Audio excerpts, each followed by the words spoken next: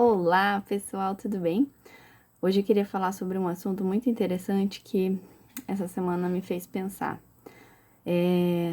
Sobre como as histórias que a gente conta para os nossos filhos têm um poder sobre o futuro deles. Como isso pode mexer na identidade deles ou pode bloqueá-los, enfim. Eu me lembrei de alguns fatos que se passaram comigo, né? E como estou nessa busca de desbloquear, de não ter trava nenhuma mais emocional, de ser livre e viver a minha identidade plena de filha de Deus, amada, imagem e semelhança do meu Senhor e Criador. Então, assim, estou nessa busca, né? Quem me conhece já tem visto isso há algum tempo e estou muito feliz porque, né, essas chaves vão aparecendo, vão surgindo de acordo que conforme a gente vai buscando, né? E eu creio que é para todos. E enfim, a mensagem hoje aqui é para prestar atenção em como você conta a história para os seus filhos, até a história própria deles quando eram bebê, como aprenderam a andar, situações divertidas ou engraçadas. Então, assim, minha filha tem um pouco de dificuldade, é uma resistência em aprender, né, coisas novas e tal. Então, conversando sobre isso, né, até abordando claramente esse assunto, né, porque a gente tem conversado sobre isso aqui em casa. Então, ela falou assim, ai, foi a minha mãe que me bloqueou. Ela vai fazer 9 anos semana que vem. Ai, assim é mesmo, filha, mas ela não sabe dizer como. Aí eu fico pensando, aí ela disse assim, é porque ela me mandou pra creche, que eu não queria estudar, não queria ir pra creche. Aí, assim, a história que a gente sempre contou pra ela foi a seguinte: foi muito difícil a fase de adaptação dela, que ela entrou no pré-2 com 4 anos só, né? O primeiro mês, na primeira semana foi todos os dias praticamente, mas o primeiro mês ela resistia. Então, algumas vezes as diretoras, as secretárias, a gente levava ela até eu levava ela até a porta. Ela queria sair correndo, aí a professora segurava, ou se estivesse lá na frente, ela já começava a chorar. A diretora, a secretária segurava ela na frente, ficavam segurando, fazia uma barreira, e eu saía e ela ia pra sala com a professora chorando.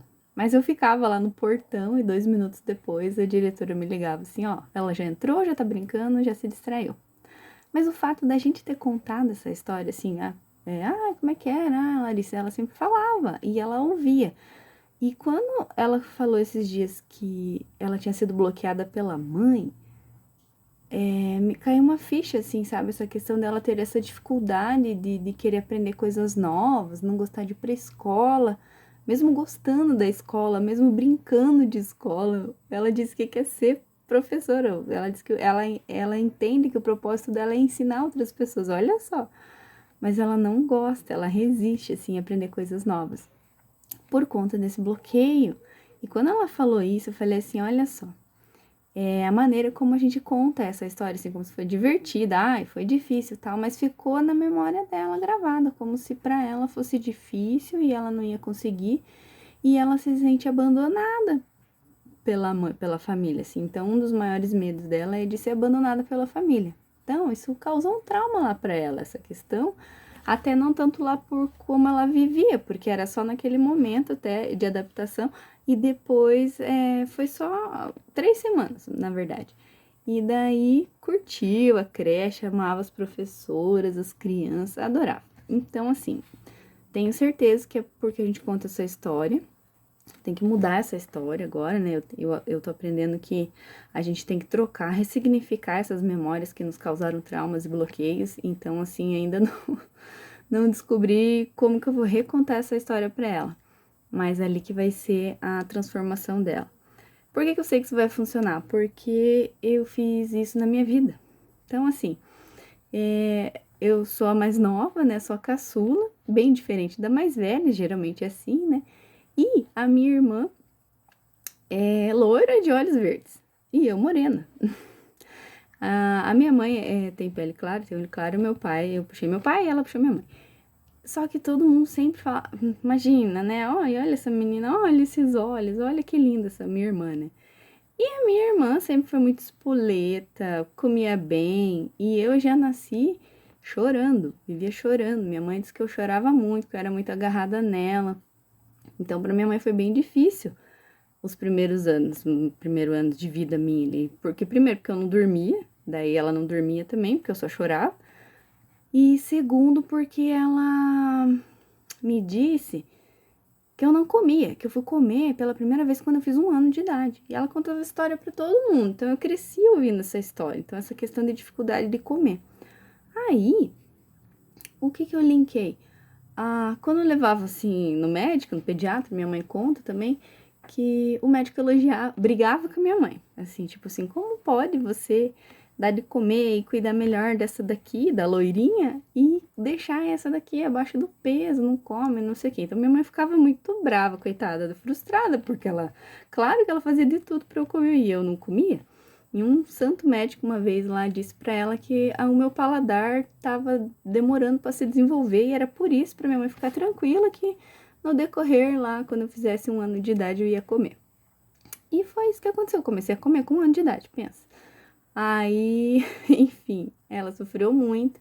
E no contar essa história, ela sempre demonstrou esse sofrimento. O que fez? Eu cresci me sentindo culpada pelas faltas de sono da minha mãe, por tirar o equilíbrio neurológico da vida dela, porque depois ela disse nunca mais conseguiu dormir. Então ela tem insônia até hoje, né?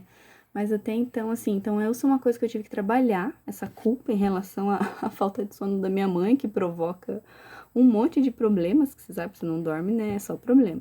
Então, isso foi uma coisa muito interessante. Então, a maneira que ela contava e como eu ouvi crescendo essa história fez toda a diferença. Então, eu cresci, vi adolescente e tal, carregando uma culpa, vocês não têm noção, né? Quem tá perto, quem me conhece, marido, amigo, sabe como eu me sentia mal, como eu me sentia culpada em relação a essa questão, né? Que assim, minha mãe não tem culpa, eu também não tive culpa, né? Foi um bebê difícil, sabe? Sei lá o que me incomodava.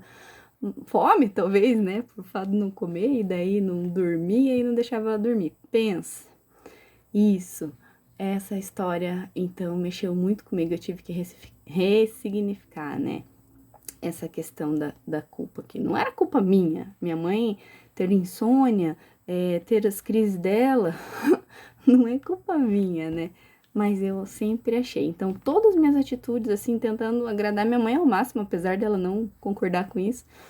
Mas na minha cabeça eu sempre estava tentando agradar ela, porque parecia que eu tinha uma dívida eterna com ela. Por conta disso, de ouvir sempre essa história, né? Tem várias histórias, né?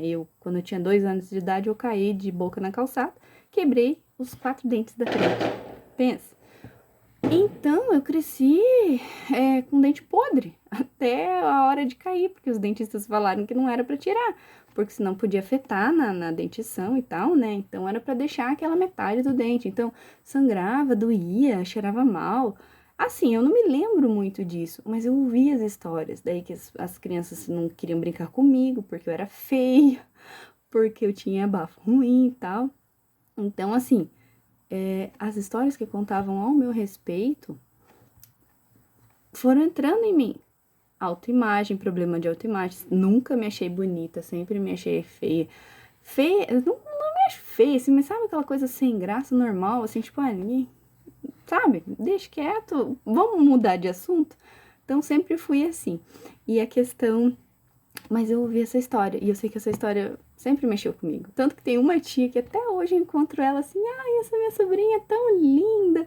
Era tão feia, mas a tia sempre te amava, assim, sabe? Até hoje, pensa.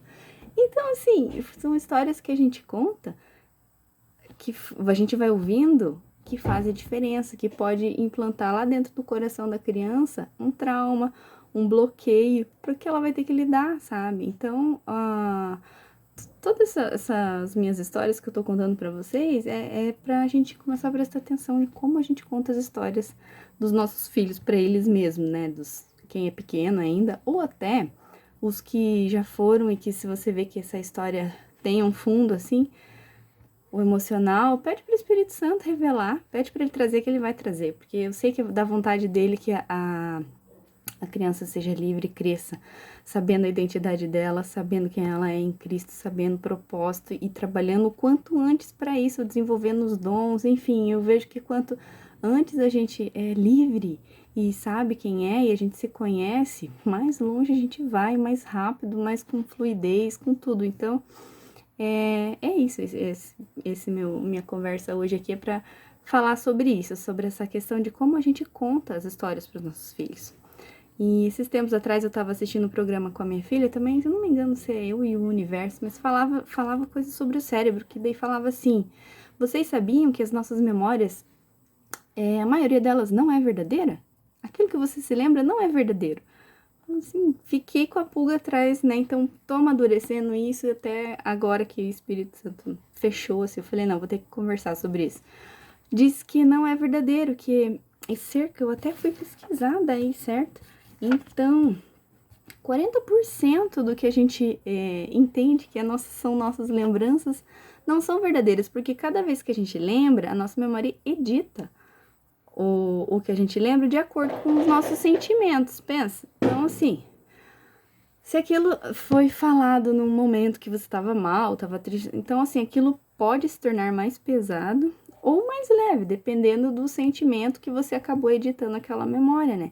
Então, para mim, sempre foi pesado. Porque às vezes eu lembrava disso quando estava triste. E eu fui um peso para minha mãe, eu fui um fardo. Então, assim, essa questão de autoimagem, de identidade, acabou assim. Demorei muito tempo, muitos anos para me aceitar como eu era, como eu sou, descobrir quem eu sou, sabe? Já conheço Jesus, já vai fazer 20 anos, quase. E sem saber, porque era bloqueada. Então, a origem desses bloqueios tem tudo a ver com a história que a gente ouve da gente. Então, agora, como mãe, né? Como a gente tá contando as histórias dos nossos filhos para eles, né? E eu vi uma reportagem aqui, eles estão falando, sim, uma história. E olha só como é verdade. Pela história humana, percebemos que para que uma crença se desenvolva, é necessário apenas ouvir, certo? A gente entende que a história, antigamente, quando não era escrita, assim, era falada, era passada através da fala. Então, assim, foi sendo anotado, nossa história foi construída através da fala. E da fala de quem? De quem é importante, de quem é relevante nesse mundo. Então, livros de histórias e tudo mais agora, que a informação está globalizada, tem muita gente reescrevendo um monte de história. Por quê? Porque daí vai para a fonte certa, não? Quem escrevia sempre eram os poderosos, os relevantes, falando da maneira com que eles queriam passar a história. Então, assim, quando a gente conta a história, às vezes a gente acrescenta algumas coisas, a gente quer deixar mais engraçado, ou mais bonito, ou mais traumático, ou mais estressante. Já pensou nisso? Quando você está contando para o seu filho? Né? Uma conquista dele, ou um erro, ou um tombo. A gente sempre quer dar uma acrescentada que depende dos ouvintes, certo? Ai, gente, isso é tão real, isso é tão íntimo que eu tô falando pra vocês. Mas não é possível isso estar acontecendo só comigo. E eu quero que você comente aí depois desse vídeo e compartilhe também. E eu te abençoo para que você comece a prestar atenção e trazer à sua memória a maneira como você fala com o seu filho. Conta as próprias histórias dele, que essas histórias dele pode ser engraçadinha pra família, pode ser uma zoaçãozinha com a criança, mas pode estar criando um bloqueio nela, que você nem imagina o peso que ela vai carregar durante a vida se isso não for tratado desde já. Então eu te abençoo para você ter essa clareza, esse discernimento, que o Senhor te traga, certo? Porque sabendo disso é uma responsabilidade incomensurável que a gente tem, certo? Como pais, como família, certo? Tenho vários outros exemplos que poderia contar aqui de pessoas que eu conheço, que também aconteceu a mesma coisa. Bloqueio de escassez. Eu lembro do sentimento quando eu ia comprar as coisas sabendo que eles não tinham dinheiro. A minha irmã não, era de boa, sabe? Então, assim, não importa, os pais sempre fazem o melhor, eu sei disso, né? A questão do perdão também, isso vai ser, assunto para a próxima. Também, gente, a gente tem que trocar as histórias. A gente consegue ser curado, avançar quando a gente ressignifica. E esse ressignificar é trocar as histórias. Então, eu tô aqui hoje para dizer: preste atenção nas histórias que você tá contando.